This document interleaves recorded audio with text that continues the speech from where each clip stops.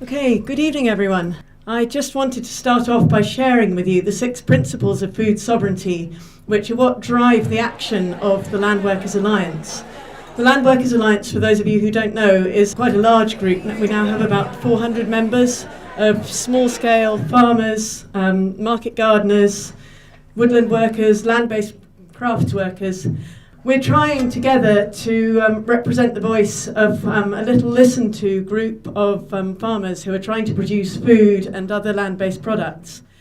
When I first heard about the Square Meal report and read it, I really got very excited because it feels like a lot of the problems that are highlighted in it are what we're working on already. So the 3 points I want to make tonight are, first of all, that we're already working to make a square meal future. We have a number of barriers, though, and there are certain conditions that would make what we're trying to do much more rapid and successful. And one of the things that we really would like to see is a national food policy based on food sovereignty principles. So the 4 parts of the square meal agenda are health, food, farming and nature, and small producers are already producing a lot of healthy food. A large proportion of our members are vegetable and fruit producers, and this is what we're being told constantly we're meant to be eating more of, and yet nationally we're importing large quantities of these. We import 90% of fruit and 45% of vegetables, and if there were more small-scale producers, I believe that small-scale, labour-intensive production could vastly increase the nationally produced amounts of fruit and vegetables. Locally produced fruit and vegetables with short supply chains are inevitably a much fresher option than when there are long supply chains. I'm an organic market gardener myself, and most of what I deliver is picked on the day I deliver it. Also, most of our members, all of our members, are producing to ecological standards of one sort or another, so there are not going to be any pesticides. And finally, the health benefits of working on the land, both mental health and physical health, are absolutely vast.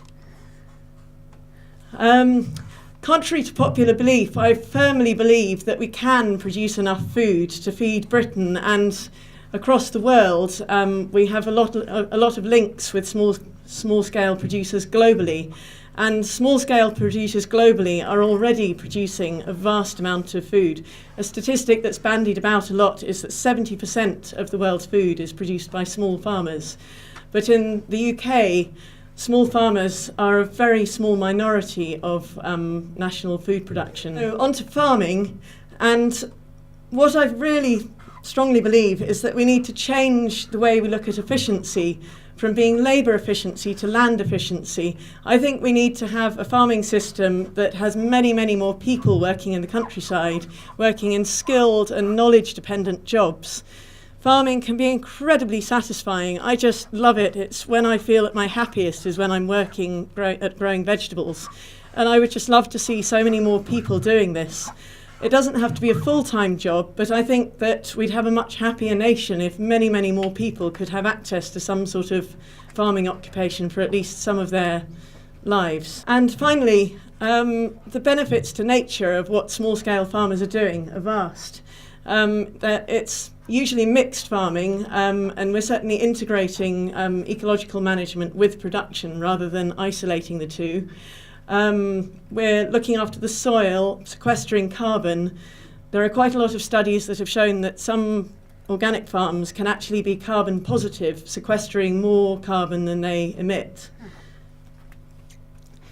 And I firmly believe that there ought to be an integrated farm landscape rather than having food production in one place and nature reserves in another place. All of this looks very rosy, and you think, well, why isn't it happening already? And we would really like to see a massive, massive scaling up.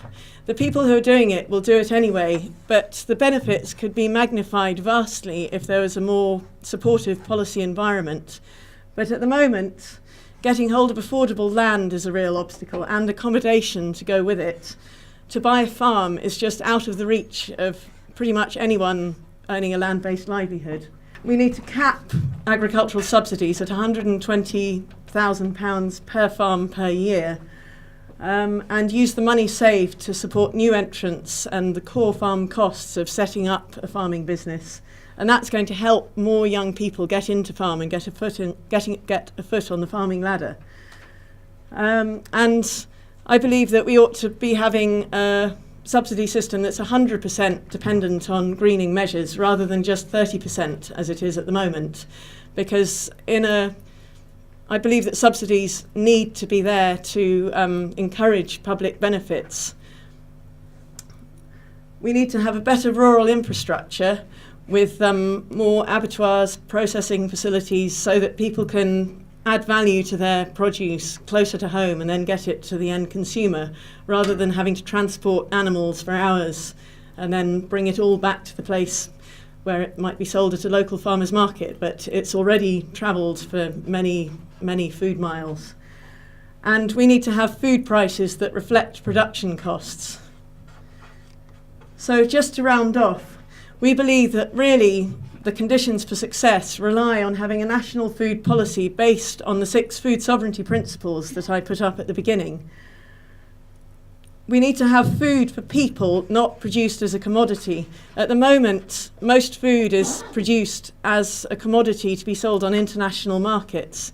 And we need to turn that on its head and be looking at who's actually going to eat the food, whether it's going to really nourish people, and particularly the people around about us. Although that's not to leave out people who live in cities. We need to be developing relationships with consumers who live away from rural areas. This food policy needs to be cross-departmental and to overcome some of the contradictions. For example, the NHS is promoting the 5 a day, but at the moment DEFRA is subsidising meat and dairy and arable and sugar production to a far greater extent than it's subsidising horticultural production, which is what's led to us having to import so much fruit and veg. Skills and knowledge. We need to invest in a farming system where there are people who have skills and knowledge rather than technical fix to solve the farming problems we face. It's only through people that we're really, really going to be able to solve these problems. And like I said earlier, we need to look at resource efficiency rather than labour efficiency. And by resource efficiency, looking at the scarce resources we've got, such as land, oil, phosphate, and the things that we are going to run out of. We live in a country which has a huge population of people who could potentially be really usefully used and who could really enjoy working in the farming system. So why are we using labour as an expendable resource when we live on such a small island where land is a really limiting factor? And finally, just to bring many other people from around the world into the room, we need to have a system that's fair globally. We can't carry on having a system that encourages us to produce vast quantities of commodity foods such as grain and meat and milk, which we then dump surpluses on other countries and spoil their markets. We need to have a system that's respectful of other countries.